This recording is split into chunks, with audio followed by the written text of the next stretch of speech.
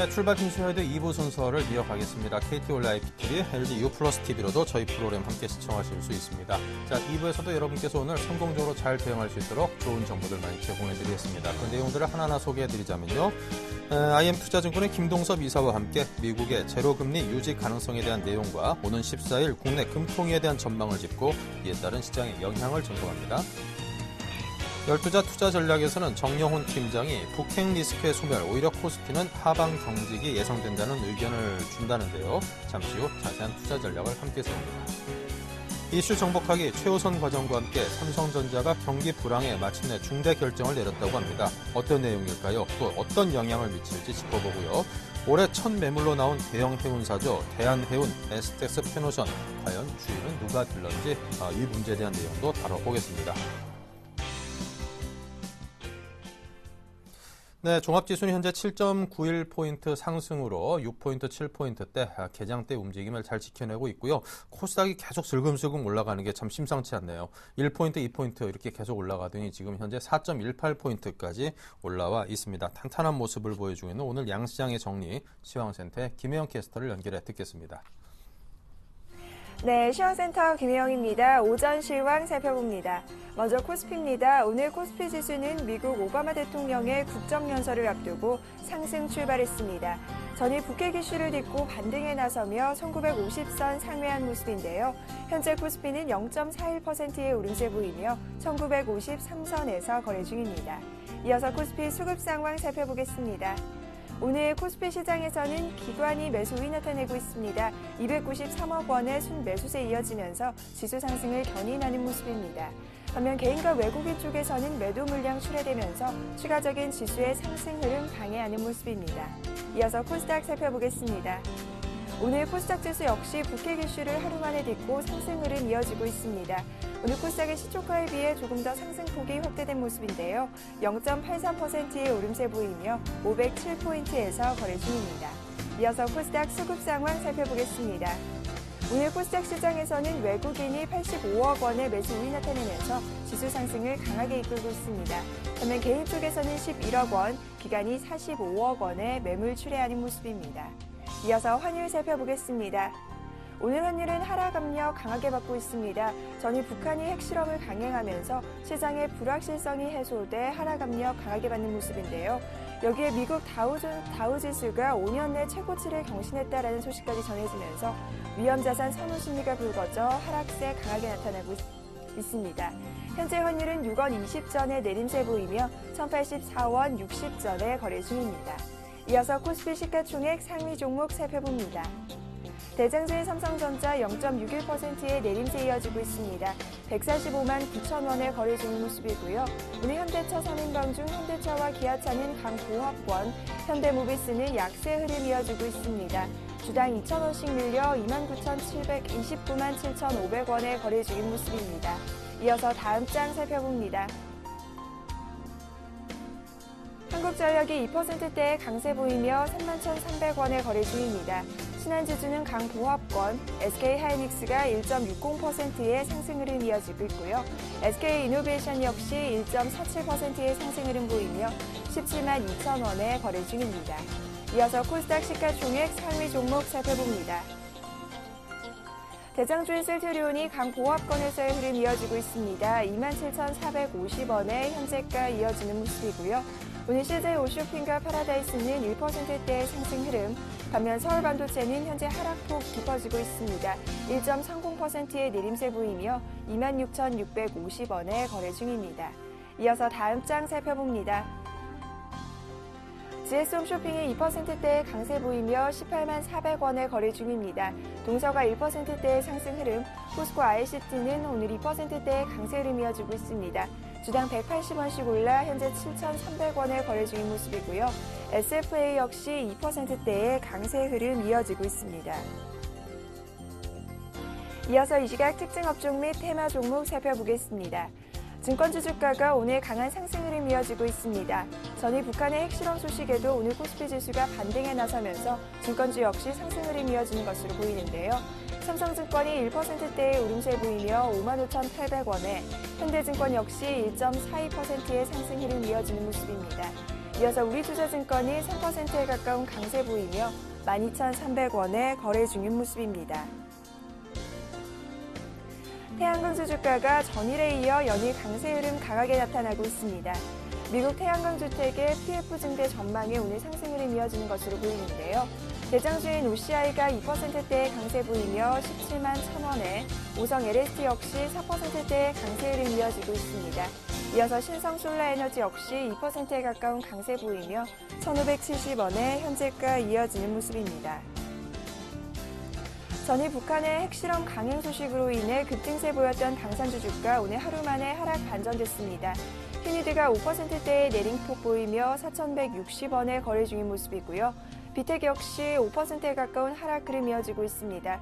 퍼스텍은 낙폭 조금 더 깊어진 모습입니다. 5.41%의 내림세 보이며 2,360원에 거래 중입니다. 안철수 테마주 주가가 정치 재개설에 오늘 급등세에 이어지고 있습니다. 오픈베이스가 상한가까지 도달한 모습입니다. 2,055원에 거래 중이고요. 링네트 역시 9%대의 급등 흐름, 우성사료가 4%대의 강세 보이며 4,090원에 거래 중입니다. 이어서 솔고바이어가 4%에 가까운 강세 보이며 960원에 거래 중인 모습입니다. 이어서 종목 살펴보겠습니다. 게임빌드 주가 오늘 4분기 호실적 발표에 상승 흐름 이어지고 있습니다. 현재는 상승폭이 조금 축소된 모습인데요. 이날 게임빌은 영업이익이 전년 동기 대비 4.7% 증가한 67억 원을 기록했다고 밝혔습니다. 현재 게임빌은 주당 200원 올라 89,500원에 거래 중입니다. 이어서 사조회표 살펴보겠습니다.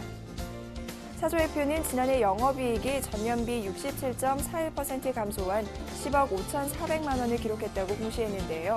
이 같은 급감한 사조회표 소식에 오늘 급락세 이어지고 있습니다. 낙폭 더욱더 확대하면서 12%대의 하락 흐름 보이며 주당 1,450원씩 밀리는 모습입니다. 이어서 GD 살펴보겠습니다. 코스닥 새내기 주인 GD가 상장 시초가에 비해 현재 약세 흐름 보이고 있습니다. 그러나 공모가보다는 크게 웃도는 수준인데요. 현재 강 보합권에서 거래되며 25,200원에 거래 중인 모습입니다. 지금까지 시황센터 김혜영이었습니다. 네, 다음은 IM투자증권 김동섭 이사와 함께하는 마켓포인트입니다. 안녕하십니까? 네, 안녕하십니까? 네, 차기 미 연준 의장의 유력한 후보인 제닛 옐렌 연준 부의장이 미국 경제가 자생력을 갖출 때까지는 제로 금리를 유지하겠다 이런 의견을 밝혔군요. 이게 어저께 아마 주가를 상승시키는 내용 중에 하나가 아니었을까라는 생각합니다. 왜냐하면 미국에서 특별한 재료가 없는 상황이었거든요. 근데 시장에서는 실업 6.5%거나 인플레이션 2.5%면은 그 출구 전략을 해야 한다라고 얘기를 했고, 실제로 비둘기파보다 매파 쪽에서는 7% 초반만 돼도 뭔가 양적 완화를 줄이든가 해야 된다라고 했는데, 앨런 부의장은 한 발 더 나가서 오히려 그 진짜로 경제가 살아나는지를 좀 확인해야 되지 않느냐라는 얘기를 했고요. 이러한 얘기의 배경을 본다면 결국 내년도에 벤버네키 의장이 의장직을 놓기 때문에 차기 의장직을 예상한 어떤 발언이 아니었을까라는 부분이 있고요. 또 이 사람이 그 얘기를 하면서 중요하게 생각하는 것은 뭐냐면, 일본이 과거 1990년대 후반에 경기 부양을 하고 난 다음에 어느 정도 경기가 살아나는 것 같아서 2000년 들어서 이제 그 금리를 인상을 했거든요. 금리 인상하면서 오히려 디플레이션을 더 장기간 빠지는 그런 상황이 발생해서 미국도 이거와 똑같은 것을 답습해서는 안 된다라는 생각을 좀 하는 것 같습니다. 네. 자, 그리고 일본의 아베 총리가 재계에 직접적으로 임금 인상을 요구함으로써 자신의 경제 정책인 아베노믹스의 성과를 소비 확대로 연결짓겠다는 의도를 보였습니다. 일단 재계에서는 실적을 확인한 후에 올려주겠다 이런 입장을 표명했다고 하는데요. 앞으로 어떻게 진행될 것으로 내다보시는지요? 정상적인 수술을 밟는 것 같습니다. 일단 경기를 살리고 난 다음에는 소비가 늘어나야 되죠. 그러니까 미국 같은 경우에도 지표를 보면 주택이나 고용이 살아가고 난 다음에 소비 관련해서 지표를 보거든요. 근데 그게 지금 맞춰지는 그런 상황이다라고 봐야 될 것 같고요. 그 정부에서 아베 정권에서는 급여 증감세라는 것을 만들어서 급여 증가분에 대해서 최대 10% 정도 법인세를 인하해 주겠다라는 얘기를 하고 있거든요. 이런 부분들을 본다면 정상적으로 지금 일본을 궤도로 올리기 위한 노력을 좀 하는 것이 맞다라고 판단하고 있고요. 진행이 될 거라고 저는 판단을 하고 있습니다. 왜냐하면 지금 그 일본 금융권에서는 저는 이제 엔화가 더 약세가 돼서는 안 된다라고 보고 있는데 일본에서는 그 엔화를 105엔대까지 제시했거든요. 그 시점은 2006년도의 저점 부분이기도 하기 때문에 이런 부분을 본다면 충분히 가능성을 좀 열어두고 보는 게 맞지 않나 이렇게 판단하고 있습니다. 네.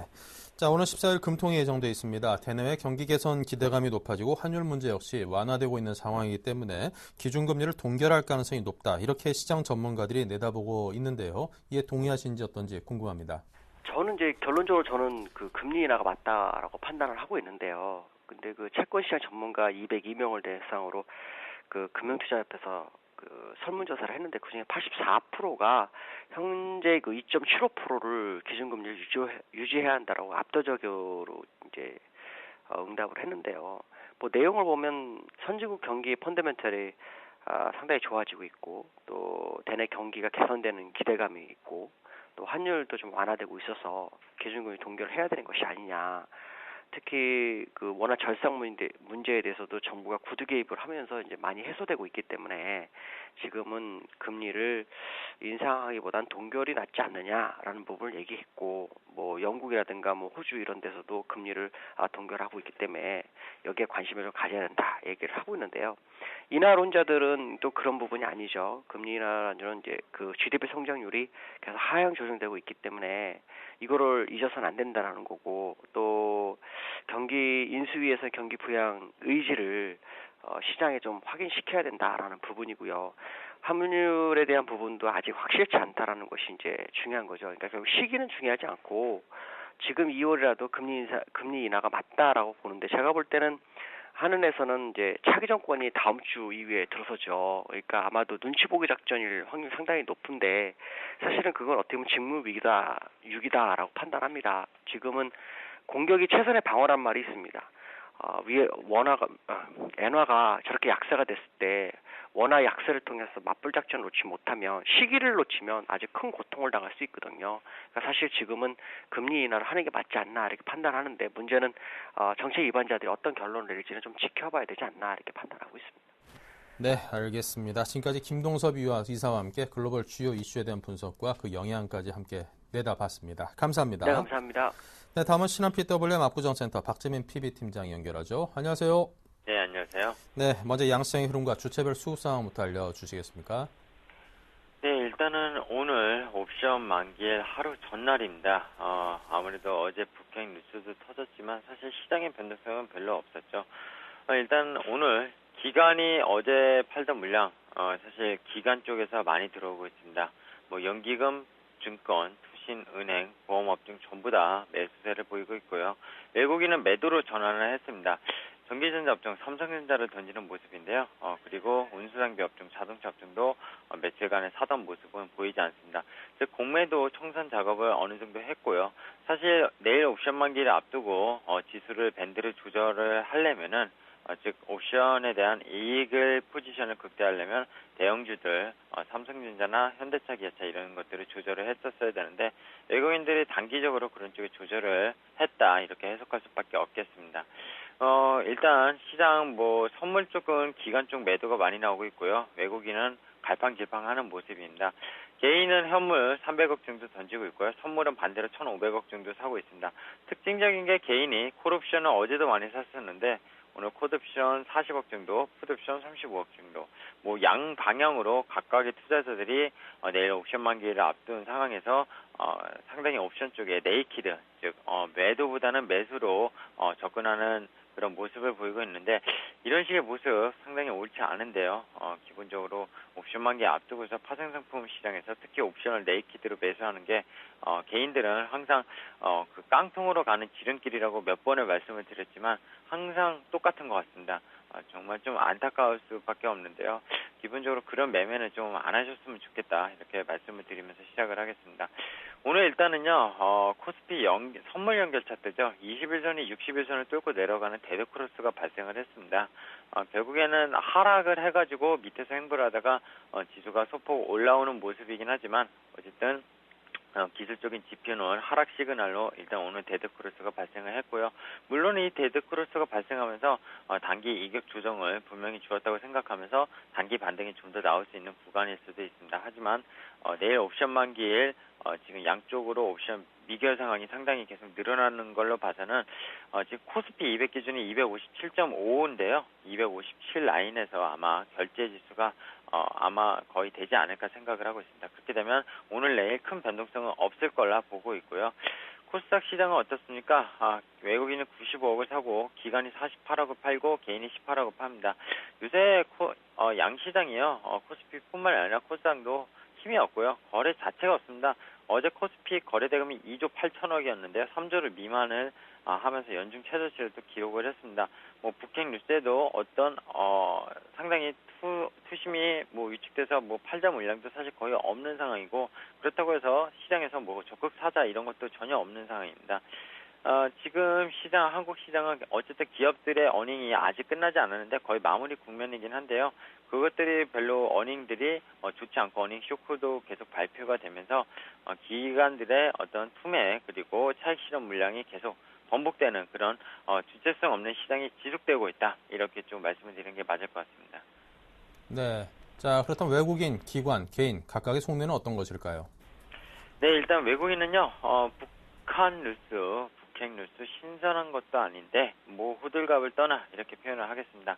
사실 외국인들은 거의 알고 있었다 이렇게 해석할 수밖에 없을 것 같습니다. 오늘 뭐 여러 일간지에도 미국이나 중국, 러시아 쪽에는 북한이 먼저 북핵을 실험을 하기 전에 통보했다는 그런 뉴스들이 사실 적혀있는데 저도 기본적으로 북한이 도발적으로 했었으면은 시장이 당연히 출렁했을 텐데 외국인들의 포지션은 사실 미리 다 알고 접근한 게 아닌가 사실 좀 말씀을 드리고자 합니다. 뭐 어떤 음모론이 아니냐 이렇게 말씀하시는 분도 있는데 그런 게 아니고요.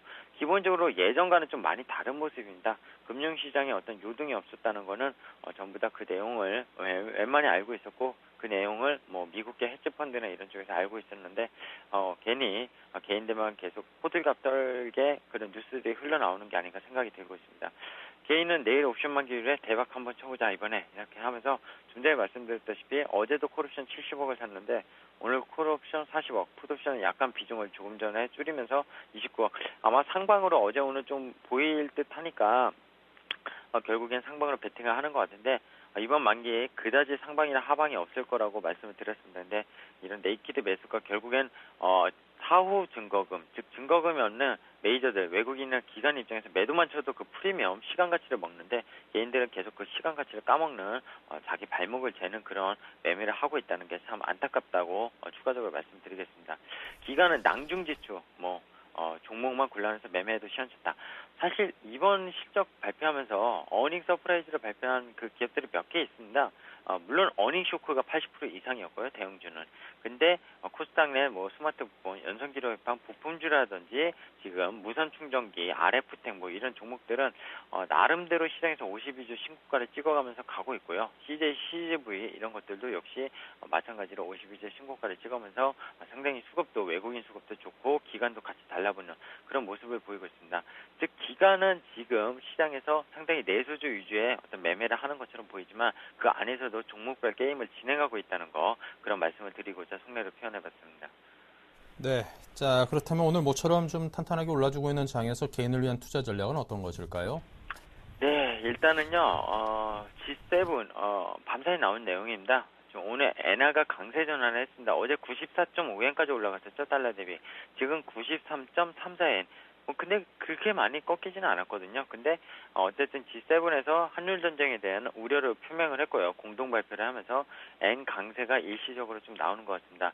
물론 다음 주 20일 날 모스크바에서 G20개 국가가 또다시 이거에 대해서 언급을 할 텐데요. 타켓은 일본인 것 같습니다. 근데 최근에 뉴스들 보면은 미국이 동조하지 않는 이상 결국에 일본 엔화 약세를 저렇게 진행할 수 없다. 제가 한번 음모론적인 시각에서 약간 말씀을 드렸었고 플라자 합의 같이 말씀을 드렸지 않았습니까? 근데 뉴스들도 그렇게 흘러나오고 미국 지금 의회나 이런 쪽에서도 엔화 약세가 결국에는 통화정책을 그렇게 훼손할 이유가 없다. 뭐 그런 식의 발언들이 일부 나오는 거 봐서는 미국이 같이 동조하는 움직임이라는 겁니다. 즉 한일 움직임 조금 더 좀 길게 지켜봐야 될 문제라고 생각하고요. 저는 개인적으로 원화 강세 그리고 엔화 약세, 달러 약세, 결국 유동성에 의해서 이 세 가지는 추이가 꺾이기는 사실 상당히 쉽지 않다. 단기적으로 뭐 조정을 받고 오늘처럼 엔화 강세가 잠깐 전환할 수 있을지 몰라도 그 장기적인 추세는 오래 변할 수 없다라는 게 일단 제 기본적인 생각이고 나중에 지켜보시면은 그 추이가 분명하게 그렇게 진행될 거라고 느끼실 수 있을 거라고 보고 있습니다. 그 환율 문제를 먼저 말씀드리는 이유는요. 결국에 최근에 국내 증시가 계속 디커플링화 되는 이유는 기업들의 기초 체력이 없는, 즉 펀더멘탈이 상당히 미국과 달리 양호하지 않다는 것. 근데 그 이면에는 또 그 이유죠. 그 이유로는 환율이 영향을 상당히 주었고 작년 4분기보다 지금 발표하는 실적 4분기보다 올해 1사분기 2013년 1사분기가 환율에 의한 수출 제조업, 수출 기반의 어떤 국내 증시 상장 회사들의 업종별 타격을 더 많이 줄 수 있을 것이라고 보고 있습니다.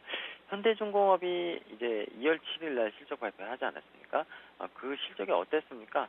상당히 정말 안 좋았잖아요. 근데 그런 실적들을 봤었을 때 과연 뭘 느낄 수 있는지 답은 나온다고 저는 보고 있습니다.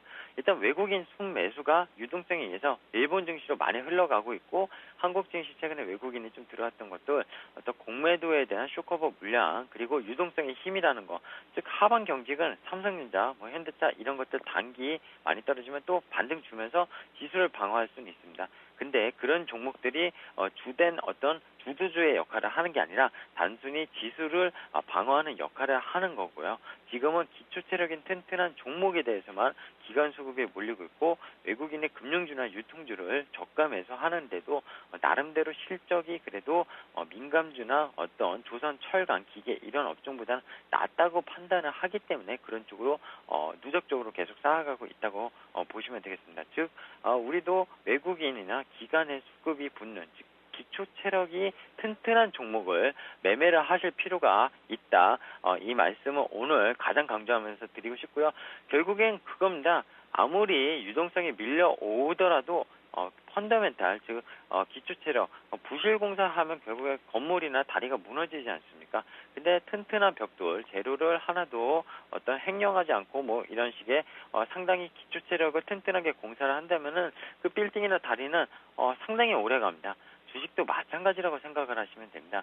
기본적으로 그런 생각 틀 안에서 주식을 매매하시는 어떤 가장 기본적인 전략으로 회귀하시면서 생각을 하시고 매매하는 그런 전략이 사실 가장 유효하고요. 지금 제가 내수주를 계속 말씀드리는 이유는 그래도 더 이상 실적이 빠질 게 없는 게 내수주고 여기서 반등이 일어나면 내수주가 실적적으로 반등이 일어나기 때문에 민감주보다 내수주를 추천하는데 가장 이유가 있다고 강조드리면서 말씀을 드리겠습니다. 앞으로 G20 그 환율에 대해서 문제 상당히 계속 불거질 텐데요. 그런 부분에서 엔화 그리고 원화 환율 부분 계속 좀 장중 체크를 하시고요. 어쨌든 전차 군단보다는 내수 방어주에 좀 집중하시면서 매매하시는 전략, 그리고 2월 25일 날 박근혜 정부가 새로 출범을 하는데 정책 민주화, 어떤 경제 민주화 이런 것들 시행이 하면서 거기에 맞물린 테마주가 아닌 그런 어떤 펀더멘탈 말씀드린 기초 체력에 받쳐주는 그런 정책 관련주들을 찾으면서 매매하는 게 올해는 성공할 수 있는 주식 투자다, 이렇게 좀 말씀을 드리고 싶습니다. 네, 자 이렇게 오늘 박재민 PB팀장과 함께 개인을 위한 투자 전략까지 함께 들었습니다. 감사합니다. 네, 감사합니다. 네.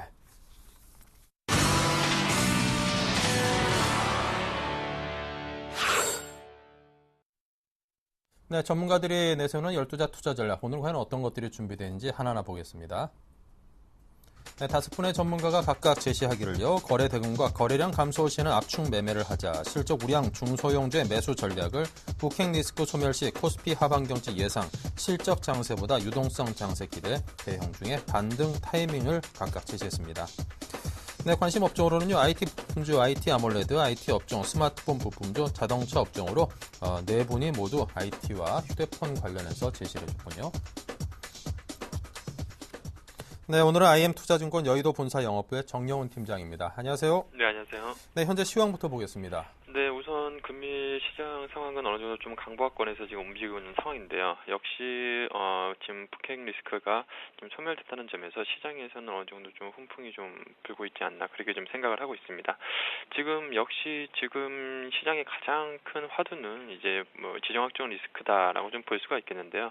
당분간은 이 지정학적 리스크가 계속해서 좀 시장에서 제기는 되겠지만 어느 정도 그동안에 이제 제기됐었던 우려했었던 역시 뭐 악재였고 그동안 이제 북핵 리스크에 대한 부분은 우리가 시장에서 어느 정도 학습 효과가 계속해서 뭐 있었던 상황이기 때문에 지금 시점에서 뭐 밸류에이션 측면에서 본다 하더라도 충분히 코스피 지수가 한 1900선, 1950 그리고 1900선 초반에서는 충분히 이제 하방 경직성을 어느 정도 확보하지 않을까 그렇게 좀 예상을 하고 있습니다. 지금 시점에서는 그렇지만 역시 뭐 뚜렷한 이제 상승 모멘텀을 좀 찾을 수가 없다는 점에서는 당분간 역시 좀 지루한 좀 박스권 흐름이 이어지지 않을까 그렇게 좀 예상을 하고 있습니다. 앞서 말씀드린 바와 같이 지금 북핵 관련 리스크를 잠시 뭐 좀 언급을 드리자면 뭐 아시다시피 지난 2006년과 2009년 1, 2차 이제 핵실험 당시에는 상당히 좀 큰 폭의 주가 하락이 좀 나타났었지만 역시 이번에는 전일 시장에서 보셨다시피 어느 정도 시장에서 크게 좀 반응을 하지 않는 모습을 좀 보였습니다. 역시 좀 학습 효과가 좀 있었다는 점을 좀 들 수가 있겠고요. 특히나 지금 시점에서 역시 뭐 엔저라든가 이러한 좀 글로벌 매크로 좀 변수들이 지금 문제지 역시 북핵 그 지정학적 리스크는 이제 시장에서는 크게 좀 영향을 좀 미치지는 않지 않을까 그렇게 좀 예상을 하고 있습니다. 다만 좀 가장 좀 크게 개인적으로 좀 생각하는 우려감이 좀 드는 부분은 바로 이제 이번 달 말에 이제 이태리 이제 총선이 예정되어 있는 상황인데요. 역시 지금 전 총리라고 할 수 있는 그 벨루스코니 총리가 이제 소급세 환급이라든가 뭐 긴축 정책 폐지라든가 이러한 좀 포퓰리즘 공약을 좀 내세우고 있는 상황인데 역시 좀 당선이 좀 유력하게 좀 예상이 되고 있는 만큼 역시 이러한 부분이 조금 여기 다시 한번 좀 유로존 좀 리스크 부각이 좀 일어나지 않을까 그렇게 좀 예상을 하고 있습니다. 그렇기 때문에 현 시점에서는 뚜렷한 모멘텀이 좀 없는 상황에서 역시 당분간은 좀 지루한 좀 박스권 움직임이 좀 일어나지 않을까 그렇게 좀 예상을 하고 있습니다. 네. 자, 그렇다면 이제 오늘 관심 업종으로 IT 업종을 말씀을 하셨습니다. 상당히 많은 전문가분들이 비슷한 업종 또 섹터에 대해서 좀 관심을 당부했는데요. 이에 대한 설명을 듣고 싶습니다. 네, 역시 뭐 가장 큰 부분은 이제 수급적인 부분이라고 좀 볼 수가 있겠는데요. 역시 지금 외국인이 지난달 들어서는 거의 2조 가까운 매도 공세를 좀 취하면서 글로벌 시장에서 이제 국내 코스피 지수만 좀 소외되는 모습을 좀 보였습니다. 그렇지만 지금 2월 들어가면서 전일 같은 경우도 외국인이 좀 순매수세가 좀 들어오고 있는 상황이고 특히나 이제 IT와 자동차가 시장에서 좀 큰 폭으로 주가가 좀 하락을 하면서 어느 정도 좀 밸류에이션 매력도 좀 높아진 상황이고 특히나 이제 외국인 매수세가 다시 재차 유입되고 있다는 점이 좀 긍정적이지 않나 그렇게 좀 보고 있습니다. 역시 그동안에 이제 악재라고 할 수 있던 IT 쪽에서 악재라고 할 수 있었던 부분이 바로 이제 엔저 때문이었는데요. 역시 지금 즉 그 엔화 약세가 계속해서 좀 부담으로 좀 제기가 되면서 IT에 대한 성장성 둔화와 함께 좀 이익 전망치가 좀 하향이 되면서 이러한 부분이 좀 그동안에 주가에 좀 부담으로 작용을 했었는데 어느 정도 이러한 부분은 충분히 이제 주가에는 좀 반영된 시점이지 않나 그렇게 좀 보고 있습니다. 역시 지금 삼성전자를 필두로 해서 이제 삼성전자 다음 달 한 중순경에는 이제 갤럭시 S4가 이제 발표를 할 것으로 그렇게 공개를 할 것으로 그렇게 좀 예상을 되고 있는 만큼 역시 지금 갤럭시 S4를 관련으로 한 좀 이익 모멘텀이 좀 부각되지 않을까 그렇게 좀 예상을 하고 있습니다. 그 특히나 역시 좀 IT 같은 경우에는 올해 30% 이상의 역시 고성장세가 좀 예상이 되고 있는 만큼 시장에서는 지금 최근에는 좀 소외를 받고 있지만 선침해 전략으로 좀 취한다면 지금부터 IT 같은 경우에는 부담 매수 관점으로 좀 대응할 필요가 있지 않나 그렇게 좀 보고 있습니다. 네. 자, 그렇다면 IT 업종 내에서 관심 가져볼 만한 종목이 분명히 있겠죠?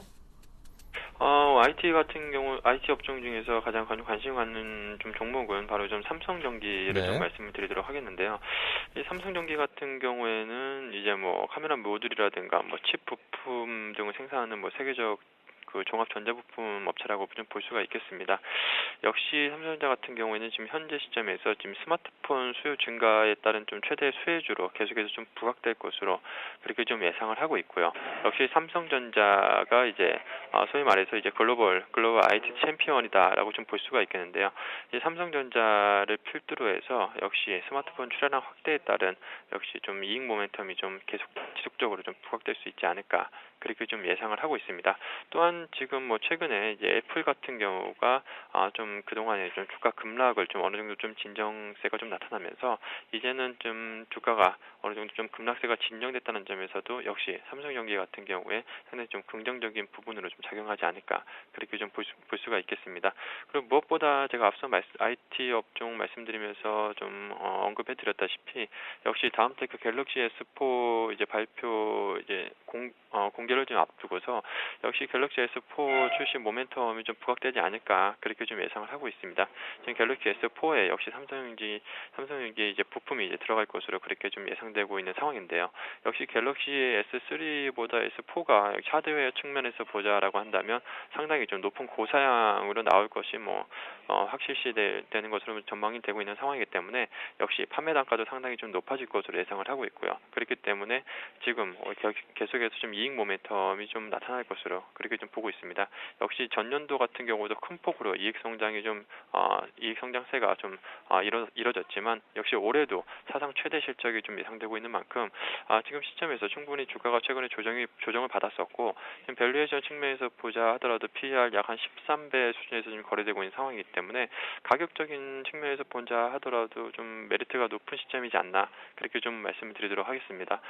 그리고 오늘 좀 주가가 지금 소폭 좀 약보합권에서 좀 보합권에서 움직이고 있는 상황인데요. 역시 전일 종가가 한 94,100원에서 좀 마감이 됐었는데 한 94,000원 부근에서는 충분히 좀 매수하시면 좋은 가격대가 아닌가 그렇게 좀 말씀을 드리도록 하겠고요.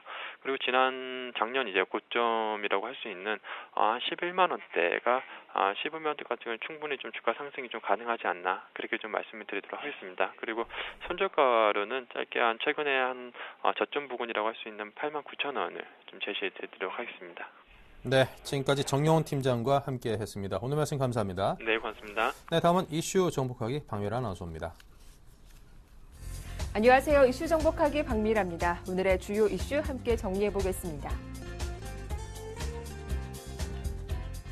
김종인 전 새누리당 국민행복추진위원회 위원장이 국민연금의 증시 부양 역할을 정면 반박하는 강경 발언을 날렸습니다.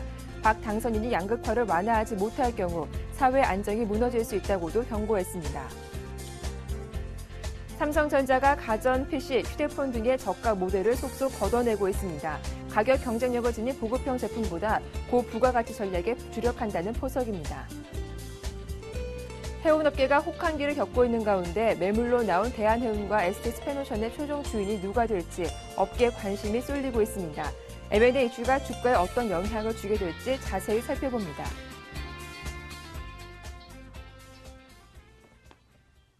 네, 이슈 정복하기 오늘 순서는 신한금융투자 최호선 과장과 함께하겠습니다. 안녕하세요.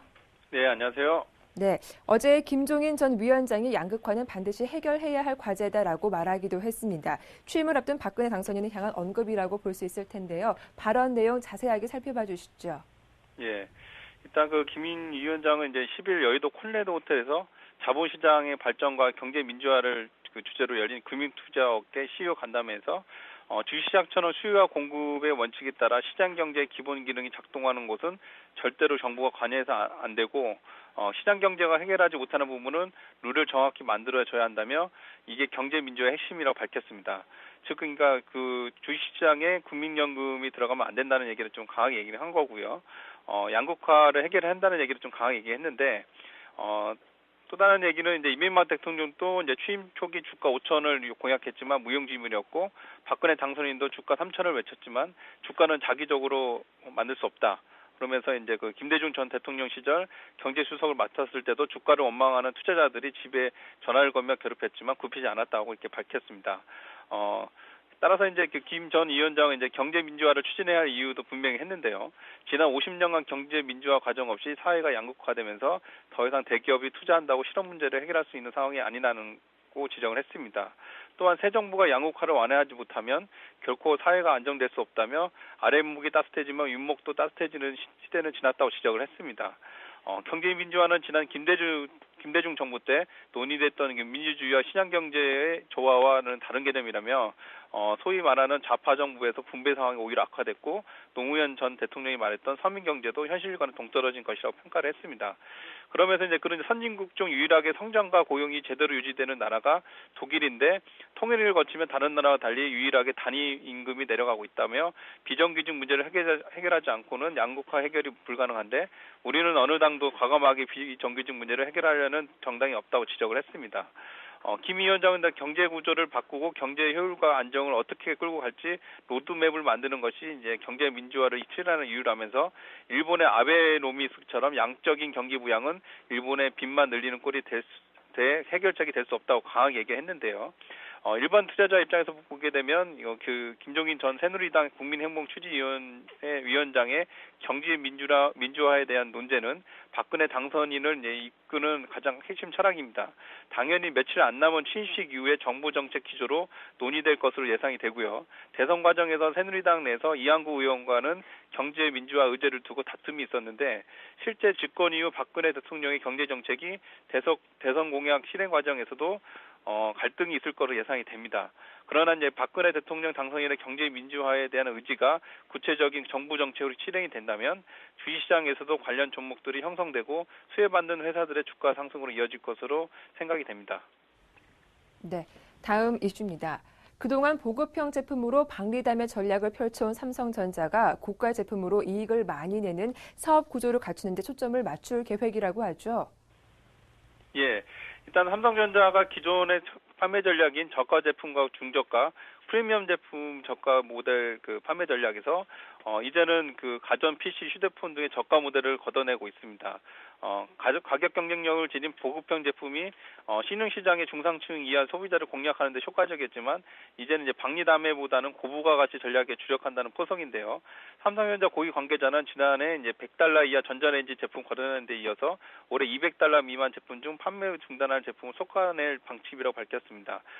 수익형 레벨업, 즉 그게 저가형 가전 비중을 줄이고 허리 제품으로 불리는 중고가형 모델을 보강해서 기본적인 판매량을 확보하는 마케팅 전략을 구사하겠다는 것으로 보이는데요.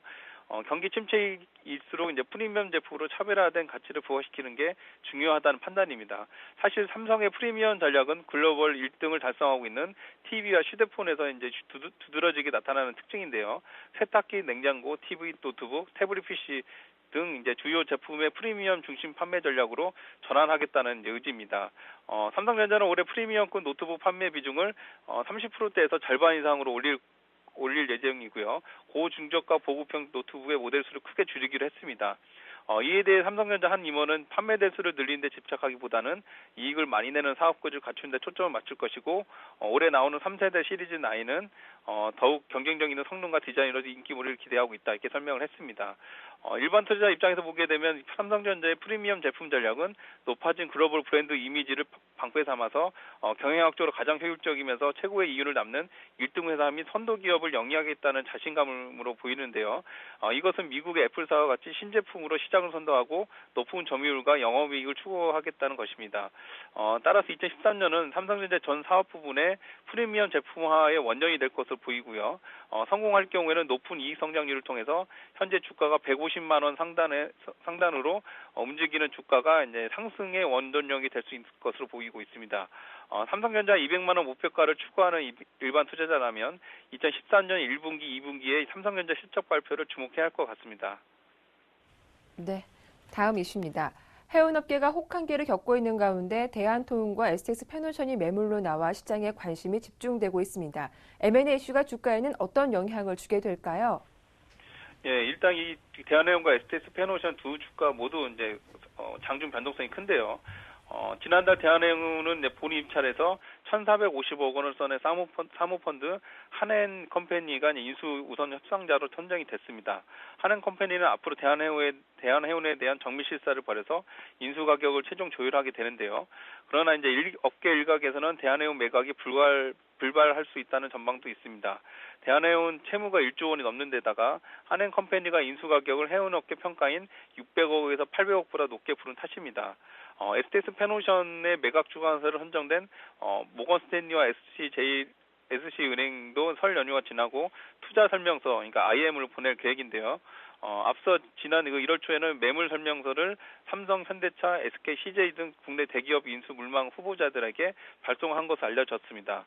STS 페노션은 현재 가치가 한 4,300억 원 정도로 추정되고 있는데요. SK그룹은 이달 초 외형보다는 내실을 다지는 게 중요한 때라는 이유로 STX 페노션 인수전 불참을 선언했습니다. 그래서 이제 업계에서는 현대자동차 그룹의 그 현대글로비스와 이제 STS 페노션에 관심이 있는 것으로 보고 있는데요. 그러나 해운업계에서는 글로비스에 좀 민감한 반응을 보이고 있습니다. 글로비스는 지난해 3분기에 6조 9,516억 원의 누적 매출액을 기록하면서 6조 1,095억 원에 그친 국내 2위 선사인 현대상선을 매출액을 이미 넘어섰고요. 올해는 해운업계 1위인 한진해운의 매출액마저 따라잡을 것으로 예측되고 있습니다. 이처럼 글로비스의 성장세가 가파르자 국내 해운업계는 글로비스가 이제 SBS 페노션이나 대한해운을 인수하면 누가 이를 상대로 싸울 수 있겠느냐며 이제 긴장하고 있다고 하는데요. 그럴 바에는 차라리 외국계에 넘어가는 게 더 낫다는 우스갯소리도 있다고 합니다.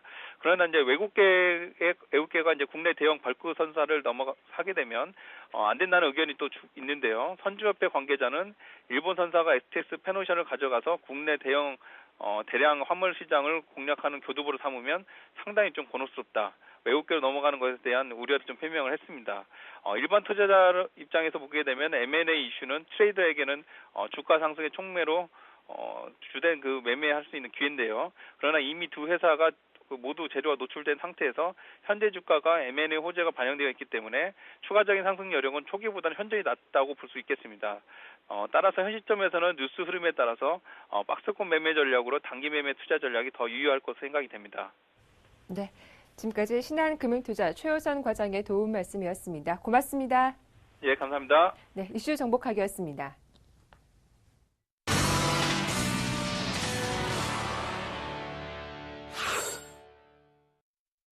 네, 계속해서 리딩투자증권의 우성재 팀장입니다. 안녕하세요. 네, 안녕하세요. 네, 중국 쪽 소식 들려주십시오. 예, 지금 이제 중국 같은 경우 어제 말씀드린 것처럼 이번 주까지 계속적인 휴장을 하고 있는 상황입니다. 내일부터 이제 홍콩장은 열리는데요. 지금 장이 열리기 전에 시장에서의 감망 심리가 좀 많이 커지고 있다라고 보시면 좋을 것 같습니다. 시장에서의 뚜렷한 움직임이 어떻게 될지 중요한 관심사인 가운데 중국인민은행에서는 인플레이션 억제를 위해서 노력해 나가겠다는 것을 내놨습니다. 지금 전체 대출 규모가 적당히 증가하고 있는 모습을 보이고 있는 만큼 지금 이러한 흐름 속에서 인플레이션에 대한 통제가 어느 정도 필요하다는 언급을 내놨었는데요. 결국 중국이 새로운 금융 완화 정책을 내놓기보다는 지금 수준에서의 움직임이 좀 이어져나갈 확률이 높은 만큼 중국의 소비자 물가 지수가 어느 정도 수준으로 나타날지 좀 지켜보셔야 될 것 같습니다. 지금 홍콩 같은 경우 1월 주택 판매 건수가 55%나 전년 동월 대비 55% 증가하는 모습을 보이면서 홍콩 부동산 시장의 개선세가 눈에 띄는 모습을 보이고 있습니다. 최근 들어 홍콩 증시에 상승되어 있는 홍콩 관련 부동산 업종들의 강세가 눈에 띄는 모습을 보이는 가운데 홍콩 증시에서 홍콩 경제에서 이러한 부동산 가격 상승에 따른 시장에서의 부담이 좀 많이 커지고 있는 만큼 이러한 부동산 버블에 대한 우려감 또한 나타나고 있는 모습을 보이고 있는 상황인데요. 그리고 홍콩 시장에서의 부동산 가격이 어느 정도 수준을 이어져 나갈지 여부 그리고 새로운 정책들이 나올 수도 있는 만큼 부동산 규제 정책에 대한 여부를 좀 확인하셔야 될 것 같습니다. 지금 중국 같은 경우 부동산 거래 규칙 강화 우려감이 좀 많이 확대되고 있는 모습을 보이면서 시장에서의 단기 매도 물량들이 좀 꾸준히 출현하고 있는 모습을 보이고 있는데요. 지금 중국의 1월 자동차 판매는 46.4% 증가하는 모습을 보이면서 자동차 시장에 대한 기대감들은 크게 확대되고 있다고 보시면 좋을 것 같습니다. 결국 중국 같은 경우 자동차 업종의 강세가 눈에 띄는 모습을 보이고 있는 가운데 업종별 다른 움직임이 볼 것으로 전망이 되고 있는 만큼 이러한 부분 염두하시고 접근하셔야겠습니다. 네, 자 지금까지 중국 쪽 소식을 우성재 팀장께서 전했습니다. 감사합니다. 네, 고맙습니다.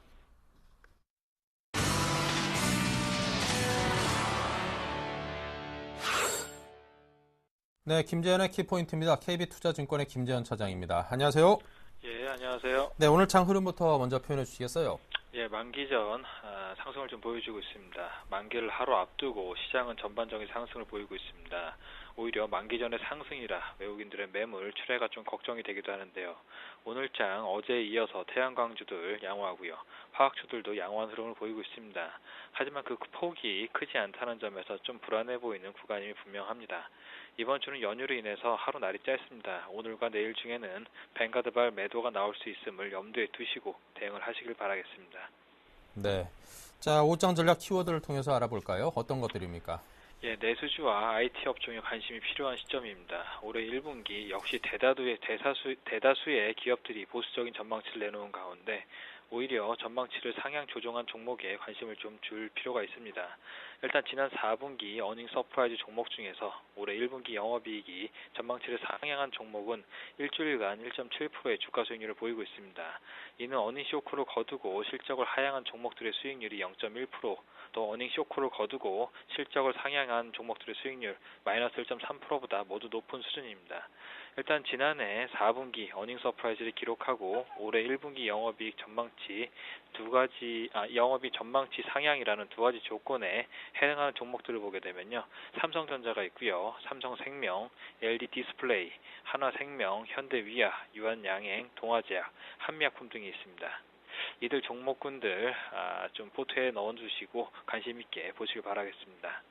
두 번째로 옵션 만기가 있습니다. 일단 1월 옵션 만기일에 5.6조 원이었던 순차익 잔고가 지속적인 매물 출회로 약 3.9조 원까지 감소를 했습니다. 순차익 잔고의 감소 원인은 12월에 초강세를 보였던 베이시스가 약세로 전환을 하면서 기존에 설정된 프로그램이 매수차익 물량이 청산이 되었기 때문입니다.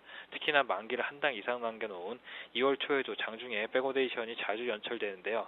이것은 특히나 최근에 베이시스 약세에 따른 것으로 좀 기인을 하고 있습니다.